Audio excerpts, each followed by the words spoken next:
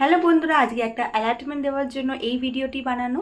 এই খাবারটা তোমরা কম বেশি সকলেই খেয়েছো, আর আমরা বাচ্চাদেরকে দিই। বাচ্চারা অনেক ভালোবাসে এই খাবারটি খেতে, কিন্তু এইটা বাচ্চাদের শরীরের জন্য খুবই বেশি ক্ষতিকর। সেটা কেন তোমাদেরকে এক্ষুনি আমি লাইভ করে দেখাবো। তো এখানে আমি একটা পরিষ্কার কাপড় নিয়েছি, আমি একটা রুমাল ব্যবহার করছি, এটা কটনের একটা রুমাল আছে। আর এর মধ্যে আমি যে জেলিটা আছে সেটাকে ঢেলে দিলাম, আর ঢেলে দিয়ে এটাকে আমাদের পুরো ভালোভাবে স্কুইজ করতে হবে। তো দেখতে পাচ্ছ বন্ধুরা, যেমনটা আমি ভিডিওতে দেখাচ্ছি ঠিক এরকমভাবে তোমরা জিনিসটাকে চাপবে, ভালোভাবে চেপে চেপে যেন ওটা একদম কাপড়ের মধ্যে পুরো মিলিয়ে যায়।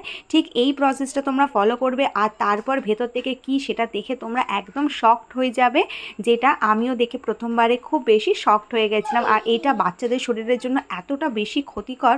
এই দেখো, আমি জিনিসটাকে এবার খুলছি, খুলে তোমাদেরকে দেখাচ্ছি। দেখো, ভেতরে সাদা টাইপের কিছু একটা এসেছে, যেটা দেখতে খুবই আনহাইজেনিক লাগছে। জিনিসটা আমার দেখে মানে হাতে নিয়ে কিছুটা তো লাগছে প্লাস্টিকের মতো। আই থিঙ্ক এখানে প্লাস্টিক জাতীয় কিছু ব্যবহার করা রয়েছে। দেখো জিনিসটা কেমন একটা লাগছে, আঠালো টাইপের।